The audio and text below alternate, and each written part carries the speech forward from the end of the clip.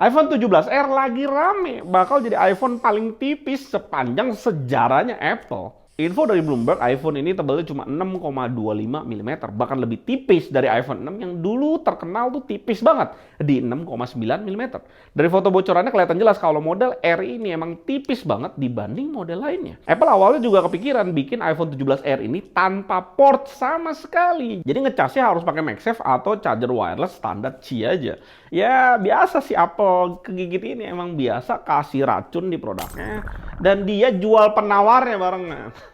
Klasik Apple. Apple emang udah lama pelan-pelan pengen pindah ke ekosistem serba wireless, apalagi teknologi MagSafe dan kecepatan transfer data secara wireless juga udah makin bagus. Mereka juga percaya kalau iPhone 17R sukses, ini bisa jadi pintu masuk buat iPhone di masa depan tanpa port sama sekali. Tapi akhirnya Apple batalin konsep ini dan tetap pakai port USB-C karena takut masalah aturan dari Uni Eropa. Soalnya Uni Eropa udah bikin aturan yang wajibin semua HP yang dijual di sana pakai charger standar USB-C mulai 2024 ini. Ya kalau Apple nekat jualan iPhone tanpa port, pikirnya Apple bisa-bisa nggak diizinin masuk pasar Eropa lagi. Aturan kayak gitu dibuat sama Uni Eropa buat ngurangin limbah elektronik sama bikin konsumen nggak ribet punya banyak kabel charger beda-beda. Di sisi lain, juru bicara Komisi Eropa malah ngasih informasi kalau Uni Eropa sebenarnya nggak masalah kalau Apple mau bikin iPhone tanpa port USB-C. Syaratnya tuh simple, Apple tidak boleh maksa penggunanya beli aksesoris eksklusif yang cuma bisa dipakai di produk Apple sendiri.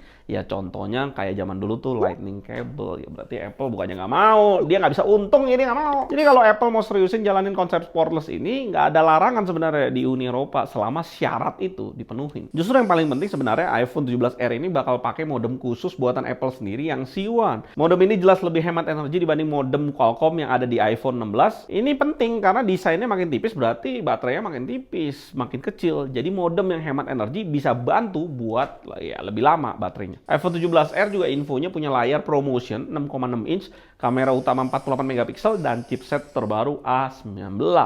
Dan juga nggak lupa tombol khusus kamera kontrol yang nggak jelas itu. Kemungkinan besar iPhone 17R bakal launching sekitaran bulan September atau Oktober di tahun 2025 ini. Dan apakah HP tipis gini bakal kejadian lagi kasus bandgate di iPhone 6 Plus zaman dulu? Bakal seru nih kalau iPhone bengkok lagi.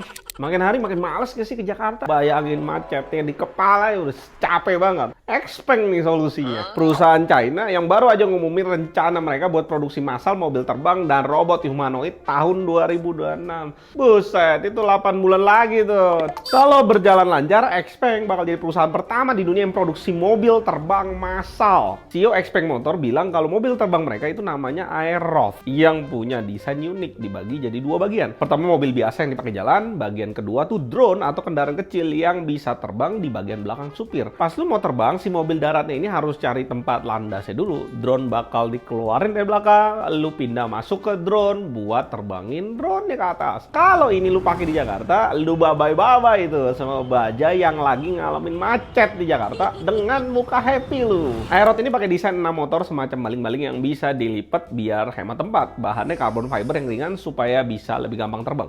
Bagian dalam kokpit punya pandangan luas sampai 270 derajat, jadi pilot bisa lihat dengan jelas ke sekelilingnya. Sistemnya dalam kokpit juga bantu lu milih rute yang aman, ngawasin situasi udara, sampai ngebantu saat pendaratan biar lebih tepat sama aman. Dan Xpeng juga nggak main-main di dunia robot humanoid. Robot mereka Iron yang tingginya 173 cm dan beratnya 70 kg udah mulai kerja di pabrik mobil listrik Xpeng di Guangzhou. Robotnya punya lebih dari 60 sendi, fleksibilitasnya tinggi buat ngerjain tugas-tugas rumit dari perakitan mobil sampai tugas halus yang butuh presisi tinggi. Chipnya pakai chip AI namanya Turing buatan Xpeng sendiri yang bisa mikir dan adaptasi seperti manusia. Ini China antara dia scam atau memang canggih banget, nggak make sense. Kedepannya Xpeng ini pengen juga robot Iron nggak cuma bantu di pabrik aja, tapi juga bisa jadi asisten pribadi di toko, kantor, bahkan rumah. Xpeng juga bilang kalau robot humanoid level 3 mereka ini siap diproduksi barengan juga tahun 2026. Buat mobil terbang rencana dijual dengan 280.000 USD atau sekitar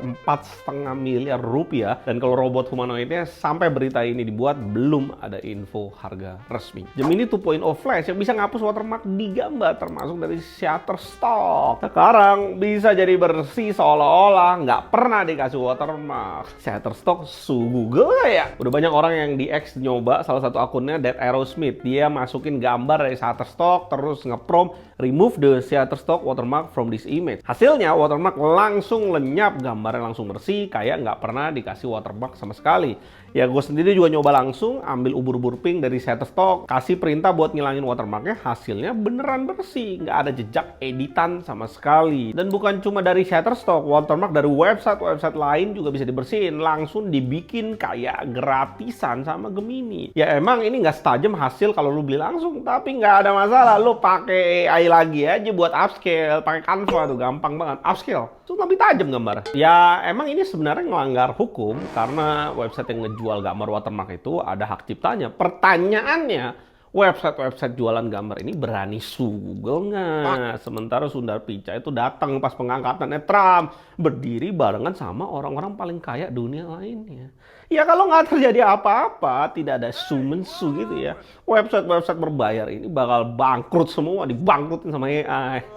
Dan sekolah-sekolah di China lagi sibuk adaptasi teknologi AI di kelas mereka. Pas banget lagi mau mulai semester baru. Mulai dari tingkat SD sampai sekolah menengah, teknologi AI masuk jadi pembelajaran hari-hari. Salah satunya di SD Eksperimental Distrik Haidan, Beijing. Di awal semester Februari lalu, sekolah ini nyambut siswanya pakai robot AI bentuk karakter animasi terkenal Ninja yang dipasang di pintu masuk. Jadi siswanya itu semangat di hari pertama sekolah karena disambut sama karakter favorit mereka. Di kelas, guru-guru juga manfaatin AI buat bantu proses belajar. Misalnya siswa kelas 4 SD sekarang bisa bikin jadwal belajar otomatis pakai AI yang langsung disusun jadi tabel yang rapi. Jadi mereka bisa atur pelajaran bahasa Mandarin, Inggris, matematika, sampai olahraga langsung jadi.